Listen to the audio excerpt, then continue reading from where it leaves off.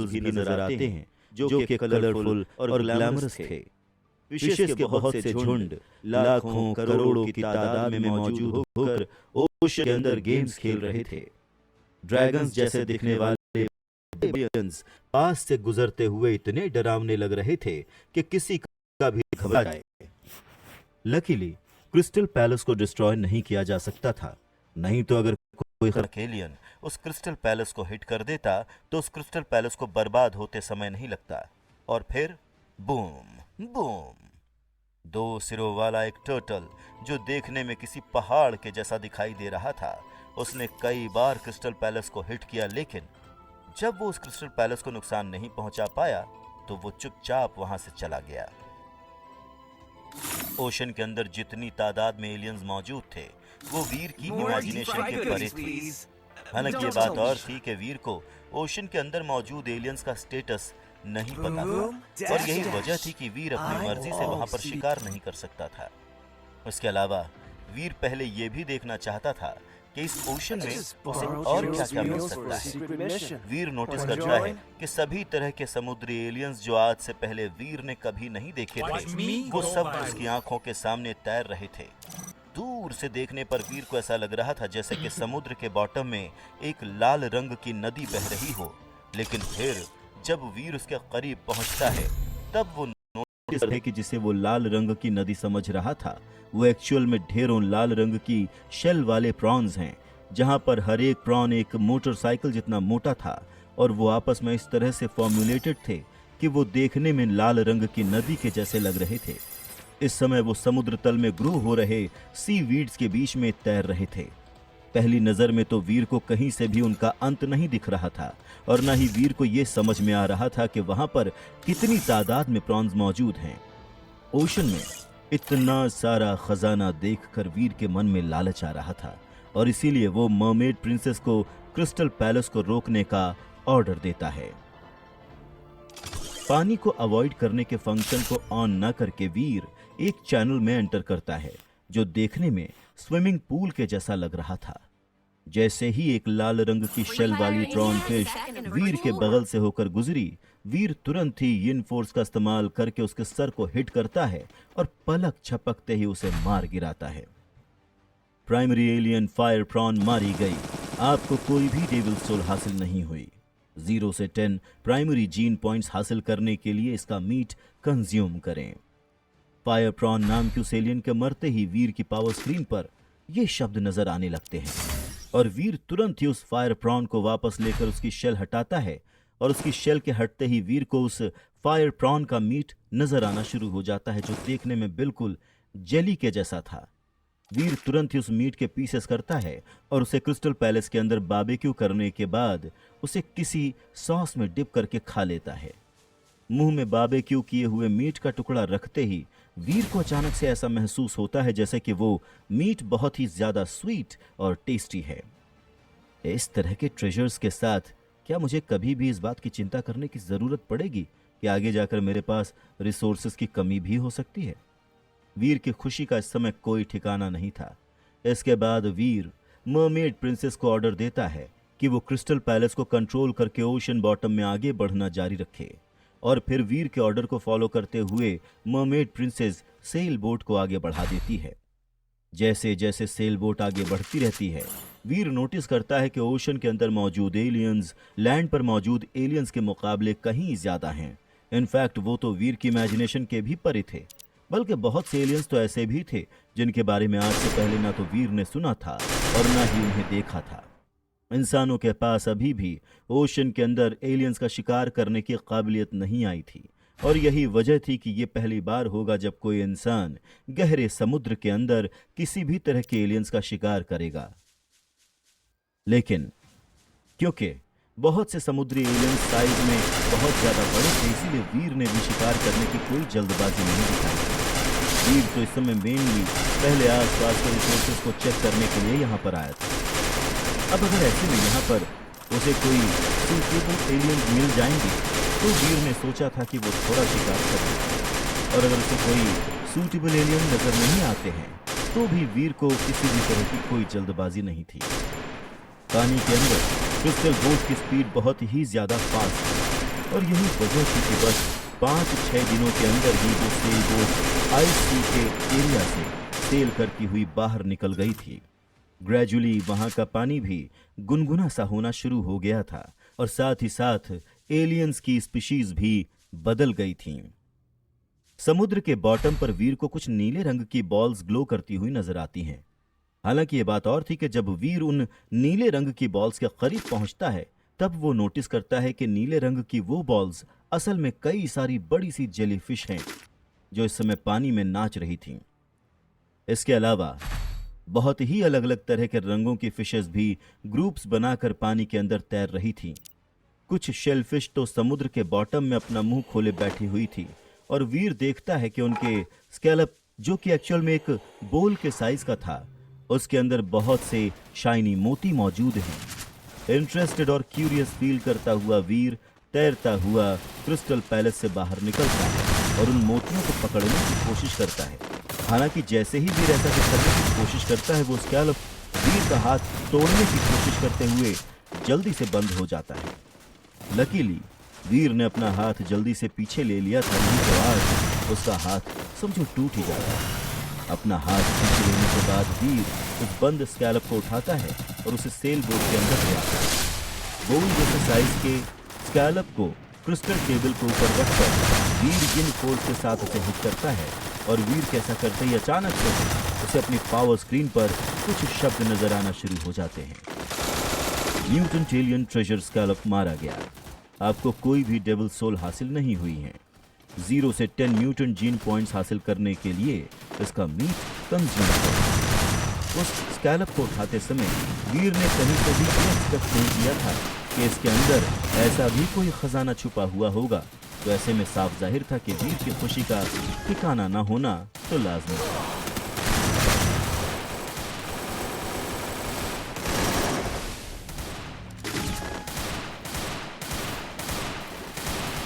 अपनी power screen पर मौजूद उन शब्दों को देखकर वीर की खुशी का ठिकाना नहीं था। आफ्टर ऑल वीर ने यह एक्सपेक्ट नहीं किया था कि जिस स्कैलप को उसने अभी विजिट किया था वो एक म्यूटेंट एलियन निकलेगा। हालांकि ये बात और थी कि स्कैलप के अंदर बहुत ज़्यादा म्यूटेंट था और इसीलिए वीर जानता था कि वो उस मीट को एक ही मील में खत्म कर देगा। इस तरह से वीर को कम 7 से 8 म्यूटेंट जीन पॉइंट्स हासिल हो जाएंगे।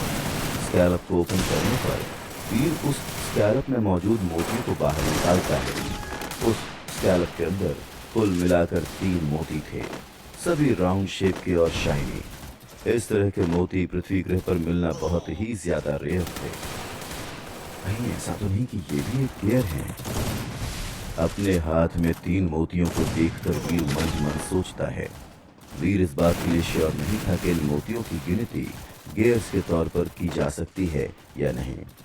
इसके बाद वीर बहुत से और स्कैलप्स लेता है। हालांकि ये बात और थी कि उन स्कैलप्स को मारने के बाद वीर नोटिस करता है कि सभी स्कैलप्स म्यूटेंट एलियंस नहीं हैं।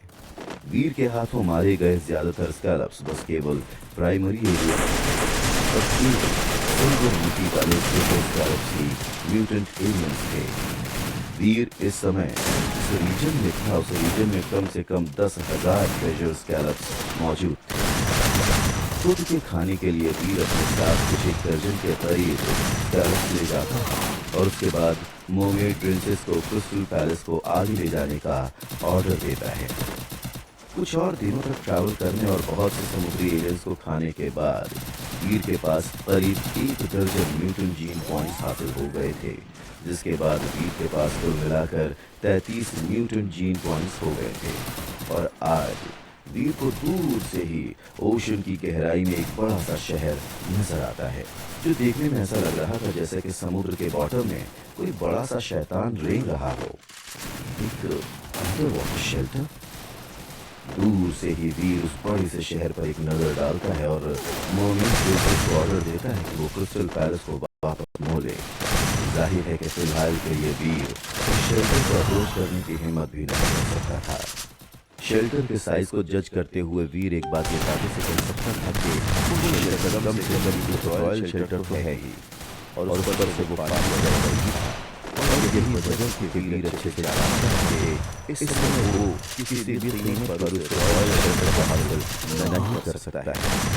तो उस रॉयल शेल्टर ने क्रिस्टल पैलेस के रास्ते को रोक कर रखा था, इसलिए वीर केवल साइड में ही सेल करने की कोशिश कर सकता था। हालांकि ये बात और थी कि साइड में पानी और ज्यादा से ज्यादा शैलो होता जा रहा था और इवेंचुअली वीर क्रिस्टल पैलेस के साथ किनारे पर पहुंच ही जाता है। दूर से जब वीर किनारे पर एक नजर डालता है तो उसकी एक्सपेक्टेशन के अगेंस्ट वहां पर उसे बहुत से ह्यूमन नजर आते हैं। साथ ही साथ वीर ये भी महसूस करता है कि ओशन किनारे पर एक कांसल मौजूद है जो वीर के अंदाजे के मुताबिक ह्यूमन शेल्टर होना चाहिए। और जैसे ही वीर को इस बात का एहसास होता है उसकी खुशी का ठिकाना मिल जाता है।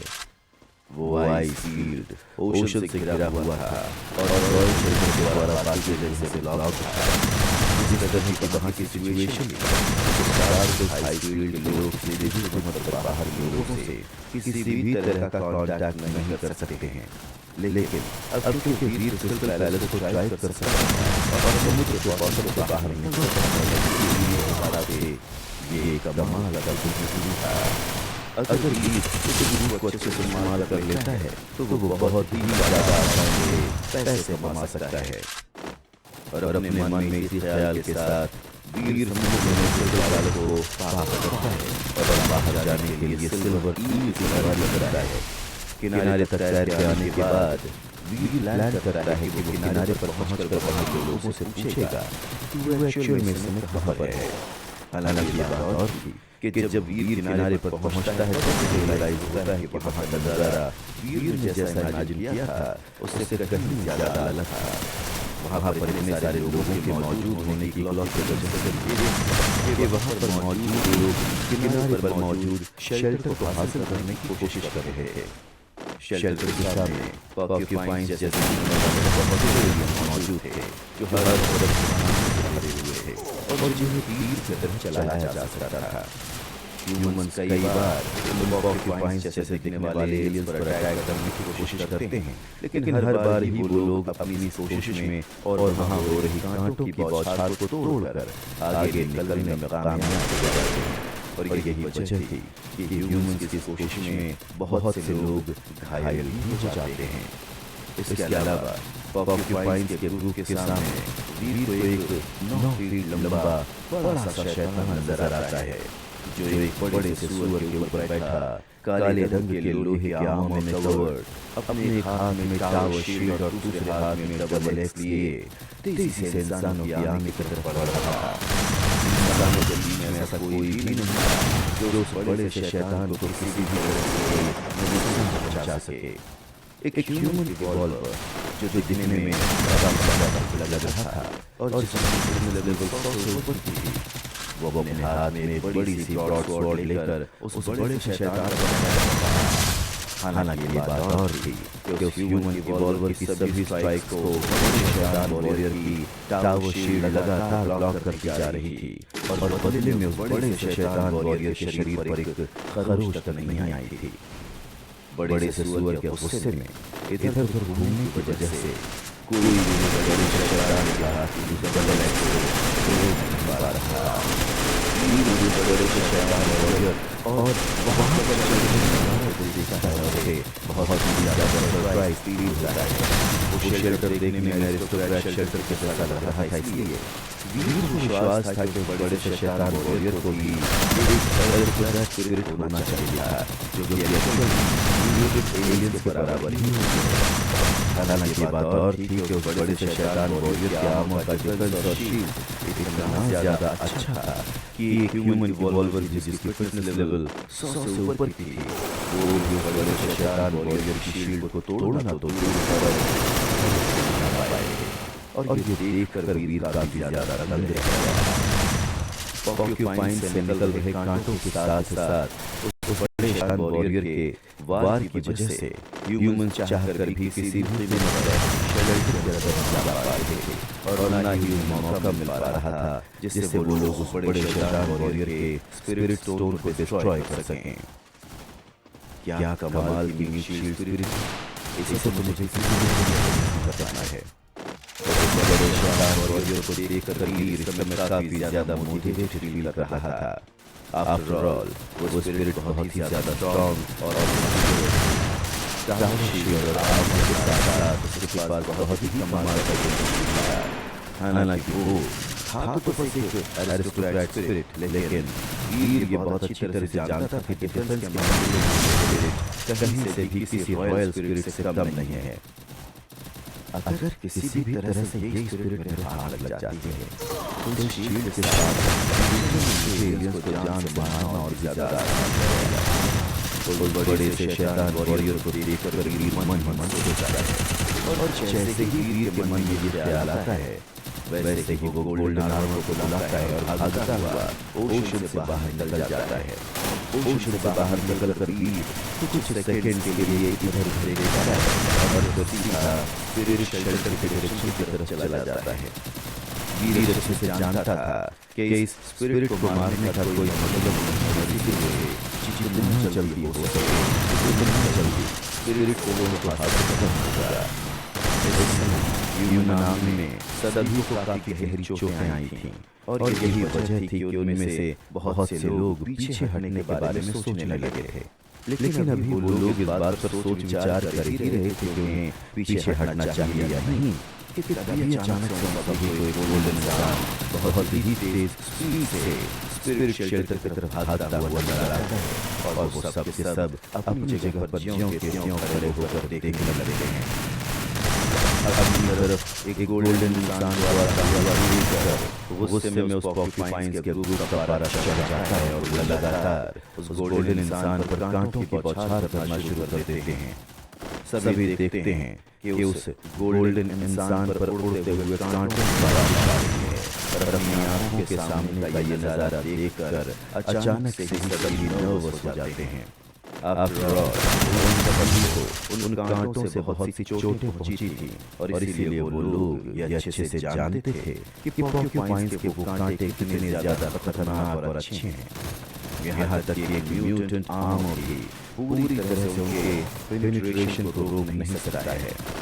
उस समय कम से कम उस गोल्डन इंसान पर हजारों कांटों की बौछार हो रही थी और यही वजह थी कि लगने लगा था कि अंत में उस गोल्डन इंसान की मौत होना तय है। लेकिन सब लोग ये देखकर बहुत ज्यादा शॉक थे कि वो गोल्डन इंसान एक पल के लिए भी रुका नहीं था और तेजी से भागता हुआ की तरफ जा रहा था। पॉर्क्यूपाइन के कांटे किसी तूफान की तरह लगातार आवाजें निकालते हुए उस गोल्डन इंसान को हिचकते जा रहे थे। हालांकि ये बात और थी कि उस गोल्डन इंसान के शरीर से लगकर सभी कांटे या तो छिटक कर दूर गिर रहे थे या फिर टूटते जा रहे थे। लेकिन इन सब के बावजूद गोल्डन इंसान के शरीर में चोट लगना तो दूर उसके शरीर पर एक खरोच तक नहीं आ रही थी। वो अभी भी तेज स्पीड के साथ स्पिरिट शेल्टर की तरफ भागते हुए बढ़ता ही जा रहा था। एक के बाद एक बार बार लगातार उस गोल्डन इंसान पर कांटों की बौछार होती जा रही थी। लेकिन ऐसा लग रहा था जैसे उस गोल्डन इंसान पर किसी भी तरह कोई असर ही नहीं हो रहा था। उल्टा देखते ही बहुत जल्द वो गोल्डन इंसान पॉर्क्यूपाइन के बीच में न घुस गया था, बल्कि जैसे जैसे वो आगे बढ़ रहा था वैसे वैसे उसने ऑलरेडी बहुत से पॉर्क्यूपाइन को जान से मार डाला था। शेल्टर को गार्ड करने वाले पॉर्क्यूपाइन में उथल पुथल मच जाती है जबकि वो गोल्डन इंसान तेजी से भागता हुआ स्पिरिट शेल्टर के अंदर घुस जाता है।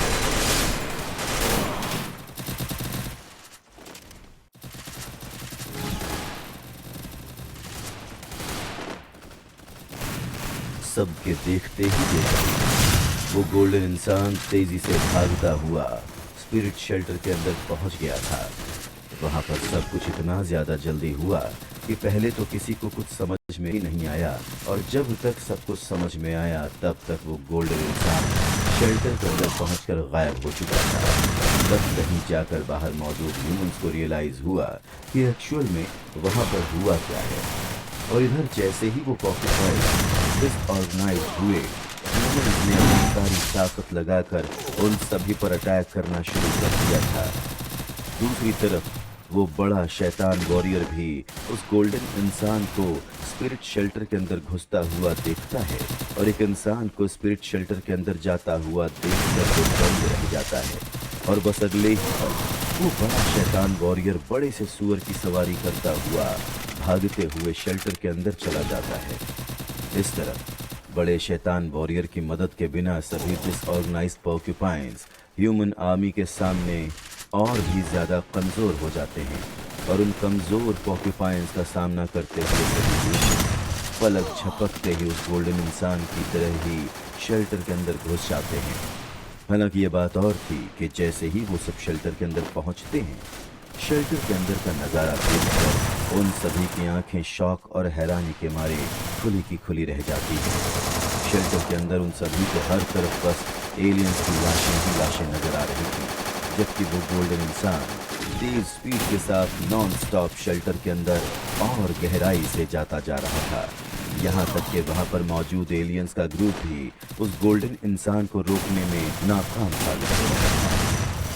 हाथ में बिना किसी हथियार के वो गोल्डन इंसान अपने सामने आने वाले हर एक एलियन को गाजर मूली की तरह काटता जा रहा था और फाइनली कासल के सबसे मैग्निफिसेंट हॉल में घुस गया था। इस तरफ बड़े सुअर की सवारी कर रहा वो बड़ा शैतान वॉरियर भी पागलों की तरह उस गोल्डन शैतान का पीछा कर रहा था। हालांकि ये बात और थी कि ऐसा करने के लिए अब बहुत ज्यादा देर हो चुकी थी।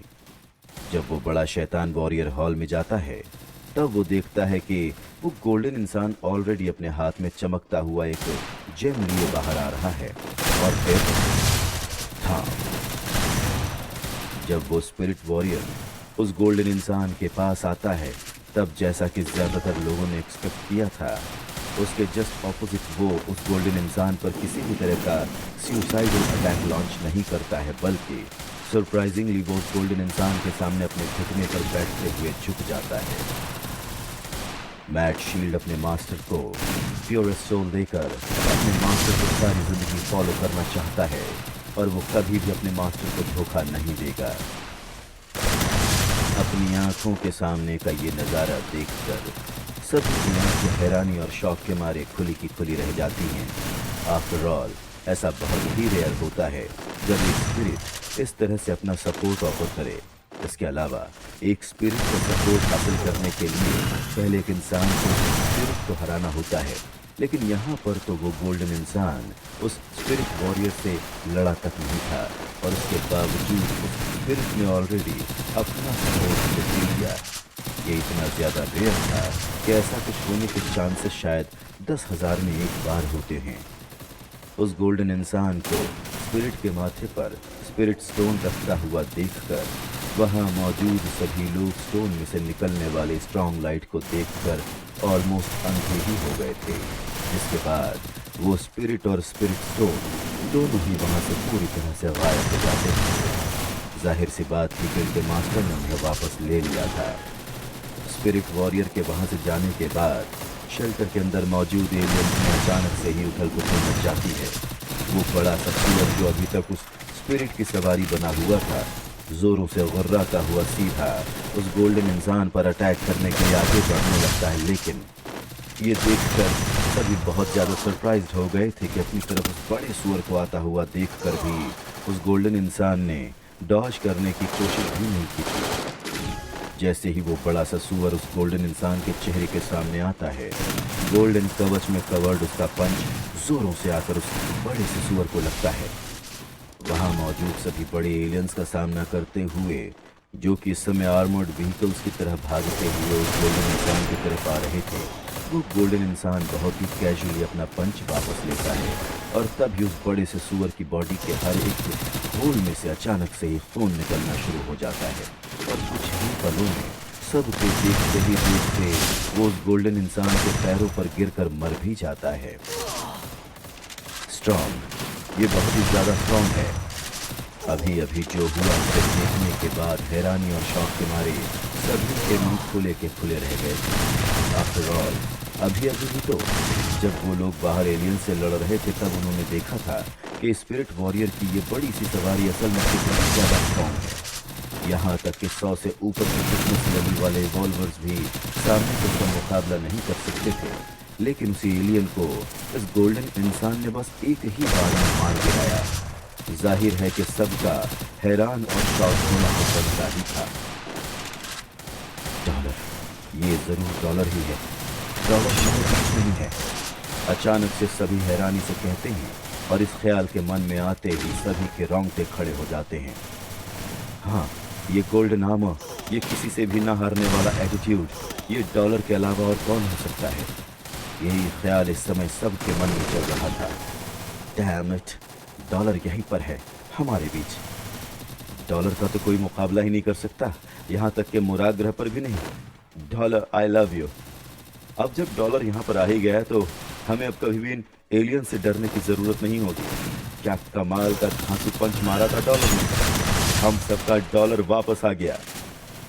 जहाँ एक तरफ उस गोल्डन इंसान जिसको सब डॉलर समझ रहे थे उसकी तारीफों के पुल बांध रहे थे, वहीं दूसरी तरफ वो गोल्डन इंसान जो कि एक्चुअल में वीर था, वहां पर एक पल के लिए भी नहीं दिखता है। उस बड़े से सूअर को मारने के बाद वीर कूदता हुआ पैलेस के टॉप पर पहुंचता है और जल्दी से उस शेल्टर से चला जाता है। आफ्टर ऑल वो बेसिकली दूसरे लोगों की स्पिरिट चुरा रहा था और इसीलिए उसे वहां पर रहने में काफी ज्यादा शर्म आ रही थी। ओशन के किनारे पर हुए इस हादसे के बाद बहुत ही जल्द पोलर नाइट पर एक आर्टिकल बहुत से लोगों का ध्यान अपनी तरफ खींच लेता है। येलोस्टोन बीच पर डॉलर को देखा गया। पोलर नाइट में पोस्ट हुए उस आर्टिकल में यह लिखा हुआ था कि कैसे डॉलर पता नहीं कहां से आया और सभी पॉक्यूपाइंस को मारते हुए स्पिरिट वॉरियर का सपोर्ट हासिल किया और फिर एक पंच में बड़े से सूअर को भी मार गिराया। इसके अलावा उस आर्टिकल में और भी कई डिटेल्स लिखी गई थी और आर्टिकल के अंत में उस आर्टिकल को लिखने वाले ने डॉलर की इस बात की भी तारीफ की थी कि इतना सब कुछ करने के बाद भी डॉलर वहां पर अपनी तारीफ के लिए नहीं रुका। अगर इस समय वीर ने यह आर्टिकल पढ़ा होता तो वो काफी ज्यादा एम्बैरेस्ड फील कर रहा होता। आफ्टर ऑल वीर ने यहाँ पर कोई सेल्फलेस एक्ट तो किया नहीं था। वो तो वहां से इसलिए तुरंत निकला था क्योंकि वो नहीं चाहता था कि अपनी जिंदगी की बाजी लगाने वाले लोग बाद में वीर को उनकी स्पिरिट चुराने के लिए उसे डांटे नहीं। लेकिन अब डॉलर का गोल्डन आर्मर इतना ज्यादा फेमस था कि उस गोल्डन आर्मर को देखने के बाद लोगों ने सिंपली उसे डॉलर ही समझ लिया। आफ्टर ऑल ज्यादातर लोगों को ये नहीं पता था कि वीर ने ऑलरेडी अपना गोल्डन आर्मर बेच दिया। अब क्योंकि वीर को कोई पर्सनली नहीं जानता था, गोल्डन आर्मर से ही वो पहचान सकते थे कि वो इंसान डॉलर है या नहीं। अब ये कौन सी बात है? मतलब जो कोई भी गोल्डन आर्मर पहनेगा वही डॉलर हो जाएगा और क्या?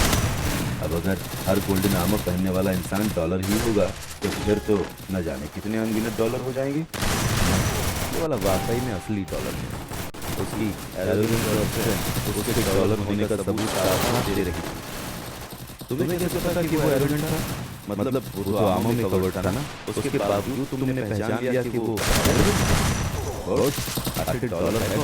तो इतना ज्यादा स्ट्रॉन्ग और अलग है कि मैं 3 इंच मोटी स्टील की प्लेट में से ये बात कर सकता हूँ कि वो डॉलर ही है। फिर इसका आर्मर मेरी आंखें कैसे ब्लॉक कर सकता है?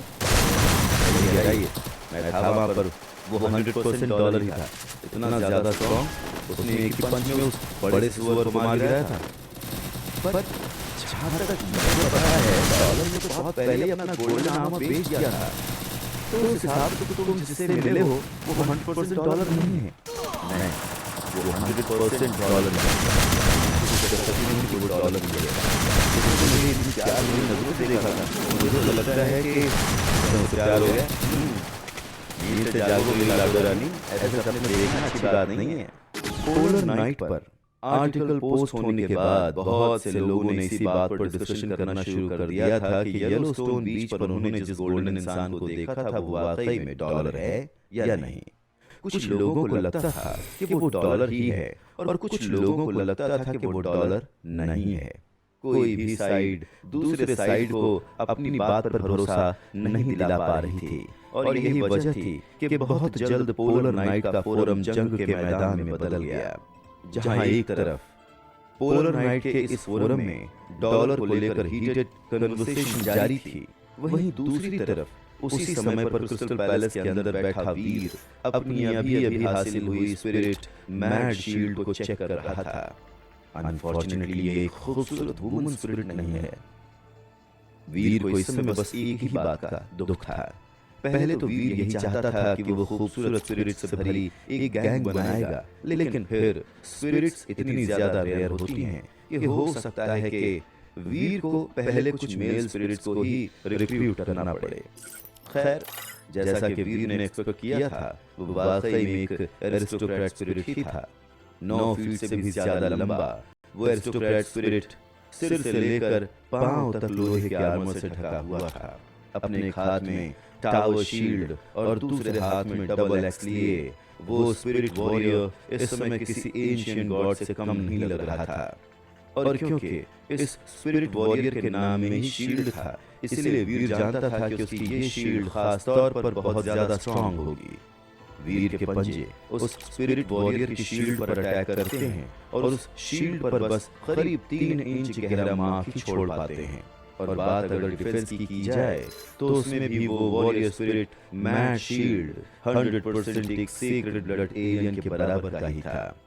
ये तो गनीमत थी कि वीर के ये गोश्त पंजों के नाखून पागलपन की स्टेट में कन्वर्टेड वाले थे, वरना अगर वो एक ऑर्डिनरी सीक्रेट ब्लड हथियार होता तो वो तो इस मैट शील्ड के लिए और भी ज्यादा कम थ्रेटनिंग होते। डियर लिसनर, अब अगली ऑडियो सीरीज प्ले होगी।